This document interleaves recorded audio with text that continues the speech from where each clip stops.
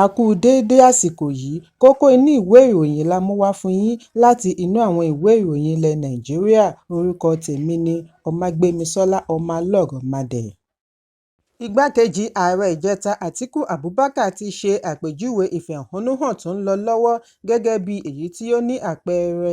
Èyí ń wáyé bí ó ṣe gba ìjọba àpapọ̀ ní ìyànjú kí ó pèsè ìdáhùn sí ìbéèrè ará ìlú, kí ó sọ̀kalẹ̀ lórí ẹṣin tí ó ń gùn tí ó fi sọ̀pàkọ́ sẹ́yìn. Ó ní àsìkò ti tó láti jẹ́wọ́ fún ará ìlú òdodo iṣẹ́ rẹ̀ fún wọn. Àtíkù ní ìfẹ̀hónúhàn yìí ti ṣí ààyè sílẹ̀ fún ará ìlú láti ṣe àfihàn ìṣelòdì wọn sí òfin ìjọba. Lórí ẹ̀rọ abánidọ́rẹ̀ẹ́ X ni olùdíje du ipò ààrẹ láti ẹgbẹ́ òṣèlú People's Democratic Party (PDP) níbi ìdìbò tí ó kọjá ti sọ wípé àwọn olùfẹ̀hónúhàn ṣe àpẹẹrẹ ìfẹ̀hónúhàn oníwọ́rọ́wọ́ tí ó nílò ìgbóríyìn. Ó wá rọ àwọn agbófinró kí wọ́n ṣe ìdámọ̀ àti ìyàsọ́tọ̀ àwọn tí wọ́n ń fi èyí dá wàhálà sílẹ̀. Bákan náà ni ó ké sí iléeṣẹ́ ọlọ́pàá kí wọ́n dá ọlọ́pàá tí ó ní ìrírí síta, kì í ṣe àwọn tí wọ́n kàn ń pa aláìṣẹ̀ lásán, kí wọ́n kó ara wọn ní ìjánu bí wọ́n ti ń ṣiṣẹ́ wọn. Ẹ̀kúnrẹ́rẹ́ ìròyìn yìí wà nínú ìwé ìròyìn Daily Post tó jáde lónìí. Àwọn olùgbé ìpínlẹ̀ Ọ̀ṣun tún ti kán sígboro ní ìlú Òṣogbo láti tẹ̀síwájú nínú ìfẹ̀hónúhàn fòpin sí ìjọba tí kò dára (End Bad Governance). Àwọn wọ̀nyí lérí wípé àwọn kò ní sinmi ariwo àyàfi bí ìjọba bá àìní wọn pàdé. Wọ́n ní àwọn jáde lọ́pọ̀ yanturu lánàá, ìjọba gbọ́ ariwo wọn ṣùgbọ́n ṣẹnugbálágún. Ìròyìn jábọ̀ wípé àwọn olùfẹ̀hónúhàn gba gbogbo òpópónà láti fi ẹ̀hónú wọn hàn lórí ebi, ìṣẹ́ àti ọrọ̀ ajé orílẹ̀-èdè. Wọ́n ń rìn lọ sí oríta Ọláìyá kí wọ́n tó yà lọ gbọ̀ngàn sí ojúnà Ìbàdàn lọ sí ọgbà ilé ìjọba. Bákan náà ni ìfẹ̀hónúhàn wáyé ní Ilé-Ifẹ̀ níbi tí wọ́n ti ń kọrin ìṣọ̀kan pẹ̀lú pátákó lọ́wọ́ àti oríṣiríṣi àkọlé bí wọ́n ti ké sí ìjọba àpapọ̀ kí ó bá wọn wá ojútùú sí àwọn ìṣòro tó ń dojúkọ orílẹ̀-èdè. Àwọn ìfẹ̀hónúhàn tòní ni wọ́n kọjá sí ìkóríta Ọláìyá láti Old Garage tí àwọn ẹ̀ṣọ́ aláàbò ń tẹ̀lé wọn lẹ́yìn láti rí i dájú wípé wọn kò tàpá sí òfin. Nígbà tí ó ń sọ̀rọ̀, adarí ẹgbẹ́ Coalition of Concerned Nigerian Citizens Àjàlá Adétúnjì pè fún ìdápadà ìrànwọ́ epo tí kò ní ìbàjẹ́ nínú láti ṣe àdínkù fún ebi àti ìyàn. Adétúnjì ní ebi, ìṣẹ́ àti òfin burúkú ni ó ń kó bá gbogbo orílẹ̀-èdè. Ó ní àwọn kò jáde nípa ti òṣèlú, ẹnikẹ́ni kò sì fún wọn ní èépìnì láti ṣe ìfẹ̀hónúhàn. Aṣojú ìlú àti agbègbè ni àwọn jẹ́, àwọn kò bẹ̀rù ẹnikẹ́ni, ẹ̀tọ́ ni àwọn ń jà fún. Kí ni ìdí tí àwọn kan ṣe sọ fún wọn kí wọ́n má jáde nígbà tí ó jẹ́ wípé ará ìlú ni àwọn ń jà fún? Jálá epo ti di 800 naira. Èyí kì í ṣe nípa APC tàbí PDP. Kí Ààrẹ Bọ́lá Tinubu ṣe àtúpalẹ̀ òfin. Ebi ń pa ará ìlú, ọjọ́ 10 ni àwọn yóò fi ṣe ìfẹ̀hónúhàn. Ó ní àwọn yóò ṣe àgbéyẹ̀wò tiwọn ní ìpínlẹ̀ Ọ̀ṣun nítorí ọdún Ọ̀ṣun Òṣogbo tí ó fẹ́ wáyé. Ẹ̀kúnrẹ́rẹ́ ìròyìn yìí wà nínú ìwé ìròyìn Daily Post tó jáde lónìí. Àfihàn tó ní àpẹẹrẹ kan wáyé ní Ọjọ́ta, ìpínlẹ̀ Èkó lónìí bí àwọn òṣìṣẹ́ ọlọ́pàá ṣe pín omi inú ike fún àwọn olùfẹ̀hónúhàn láti fi ṣe àmì ìṣọ̀kan láàrin agbófinró àti olùfẹ̀hónúhàn. Iléeṣẹ́ ìròyìn The Cable ni ó ṣe àfihàn fídíò níbi tí àwọn tó ń ṣe ìfẹ̀hónúhàn ti ń fi inú dídùn tẹ́wọ́ gba omi lónìí ọjọ́ Ẹtì. Ìfẹ̀hónúhàn jákèjádò orílẹ̀-èdè tí ó bẹ̀rẹ̀ lánàá ti mú ọmọ orílẹ̀-èdè parapọ̀ fi ìbínú wọn hàn sí ìṣòro tí orílẹ̀-èdè ń dojúkọ. Ẹ̀kúnrẹ́rẹ́ ìròyìn yìí wà nínú ìwé ìròyìn Punch tó jáde lónìí. Ìjọba orílẹ̀-èdè Canada ti júwe ilé fún akẹ́kọ̀ọ́ ọmọ orílẹ̀-èdè Nàìjíríà Lọlá Akínládé lórí ayédèrú ìwé ìgbaniwọlé tí ó fi gba ìwé ìrìnnà láti fi kàwé àti ṣiṣẹ́ ní orílẹ̀-èdè Canada. Akínládé tí ó kàwé gboyè dípúlọ́mà nínú iṣẹ́ Social Services láti iléèwé Nova Scotia Community College ní ọdún 2019 sọ ìrírí rẹ̀ pẹ̀lú iléeṣẹ́ ìròyìn CBC lánàá.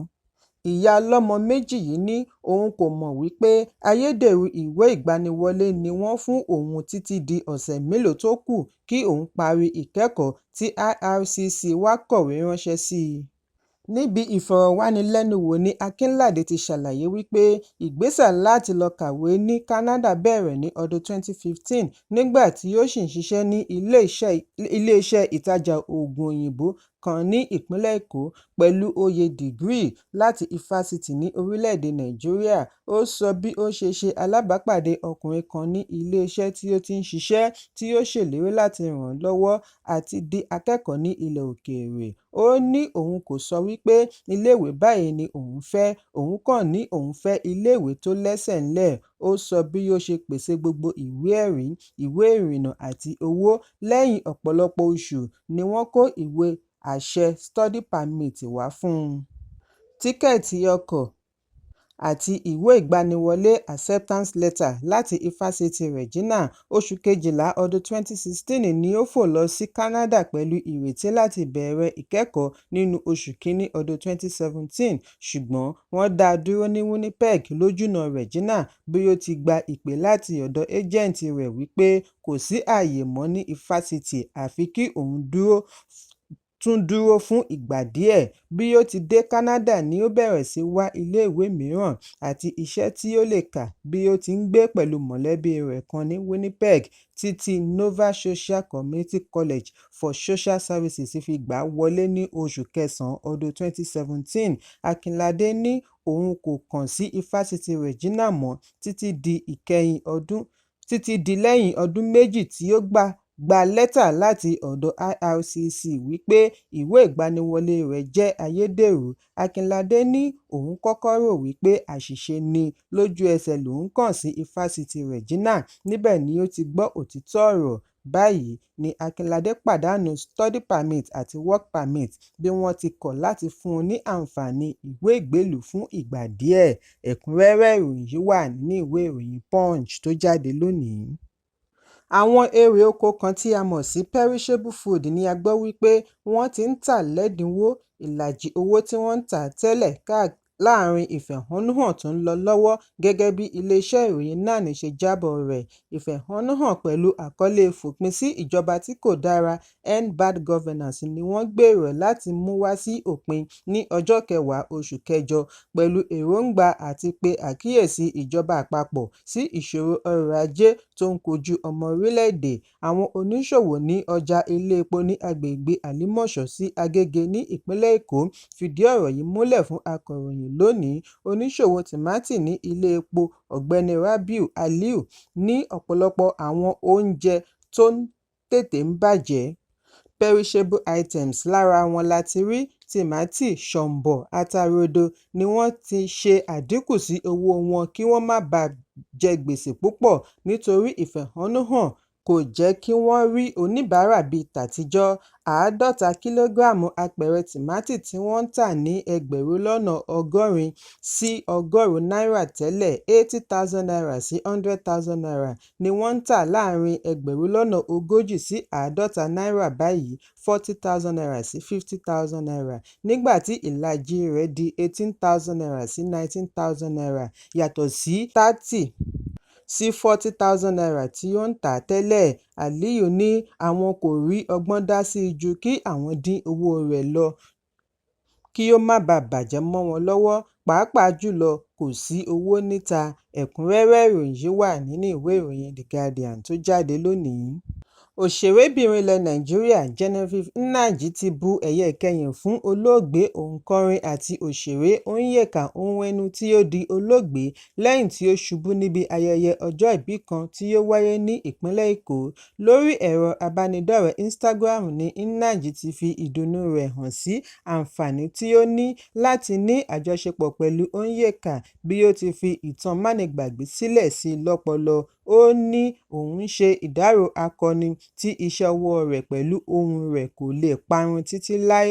Ó wáá fi ìbánúkẹ́dùn rẹ̀ hàn sí ẹbí, olólùfẹ́ àti àwọn alátẹ̀lé rẹ̀ káàkiri àgbáyé. Ó ní sùúrù o, Onyeka Onwenu, iṣẹ́ rẹ̀ kò lè dìgbàgbé. Ẹ̀kúnrẹ́rẹ́ ìròyìn yìí wà nínú ìwé ìròyìn The Nation tó jáde lónìí.